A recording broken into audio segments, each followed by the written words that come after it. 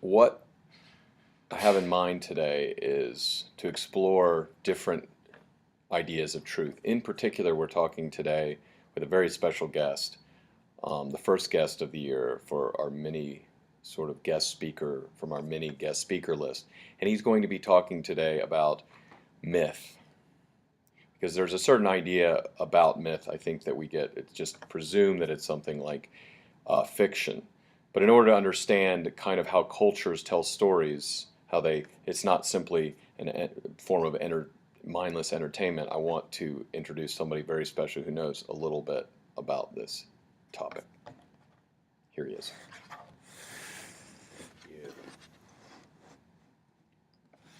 If I can't see myself on there, does that mean I'm... That's probably... There we go. Okay. Nice. Okay, so myth in its most primary meaning is story. It comes from the Greek mythos, means story. When we apply it to literature, it means a story about origins for the most part. Where man came from, what is man, where is he going? And it is prehistorical, meaning the stories are set before any recorded history. And there's the sense that the stories are set so far back in the past that there is not even an oral tradition that can account for it, at least one that can be traced. Because it's so far back in the past, because it's prehistorical, it's non-scientific, the stories contain mystery. And that's part of the purpose of the stories, to convey or to, let's say, give meaning to the mystery of human existence.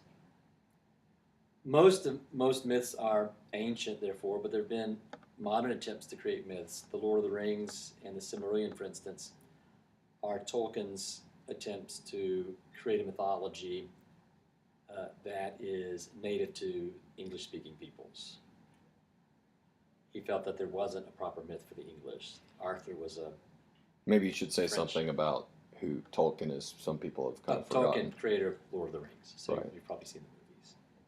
The Silmarillion itself, which predates what happens in Lord of the Rings, is the story of the creation of Middle-earth, where the elves and the hobbits now inhabit. Not to interrupt, but why did his specific intention in creating them is important to probably our discussion.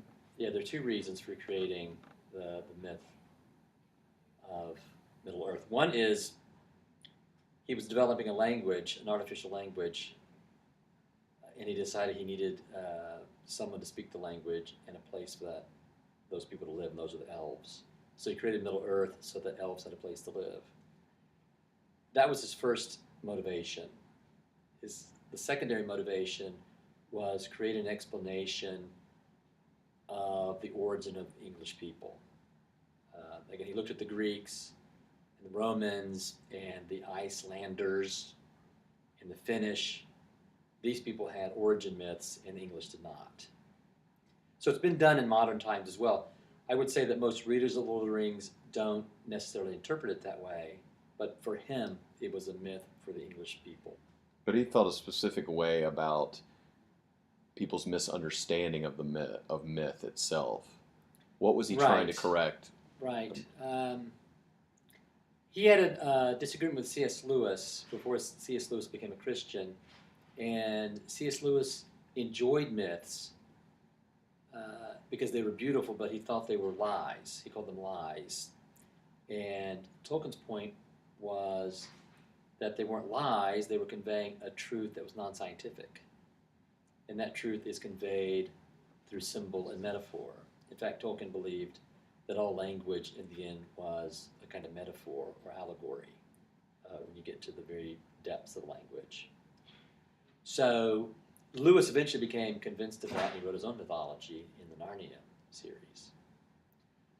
I would also say that when you look at modern scientific theories about origins, be it the creation of the universe, the origin of the universe, or the origin of man,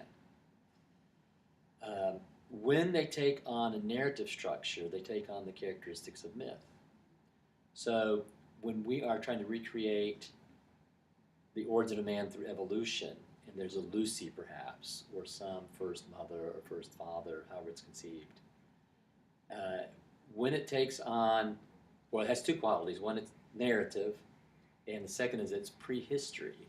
It can't be recreated through any kind of historical examination. It takes on the qualities and the purposes of myth. So that if you open the biology book, for instance, it's explaining the origin of man. And that origin is through natural selection or whatever forces in the natural world. And people treat, you could say, the mythology of evolution seriously, and they treat it as a means of conveying truth about human origins, and it has consequences. It has consequences in the moral life. So if we're simply the product of evolutionary forces, then it has consequences in how we view morality. If we are created in the image and likeness of God, as we find in the Old Testament, book of Genesis, then that has consequences in morality. If we bubbled up from the earth, for instance, and were formed by mysterious forces, that will have consequences as well, because we are, in that kind of mythology, very closely related to the animals and other natural forces. So if you look at the Old Testament book of Genesis, it has those qualities of mythology. Not to say that it's not true, that's not what we're talking about in mythology, but that it conveys a truth about the creation of man, so that he has something in common with the earth, because he's taken from the earth, but then he has something in common with God, because God breathes life into him. So he's a man that stands between the highest part of heaven and the lowest parts of the earth. He shares the lives of both. So that has a consequence in how one views the world.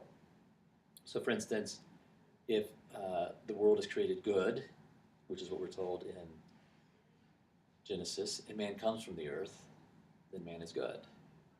So Genesis has the qualities as a genre in literature of a myth. Not that the author's thinking in those terms, but just the universal desire and effort to describe man's origins produces the myth. Good. Good. And I don't know if the screen is black right now. So Oh, it is? That just means that the I think screen it's. goes black. I think it goes black. I want to thank my very generous speaker, Mr. Covington, for his insights.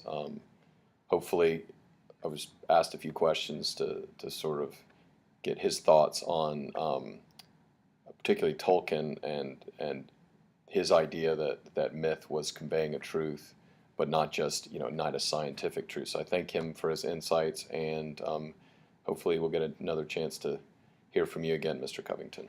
Thank you. Thank you and good night.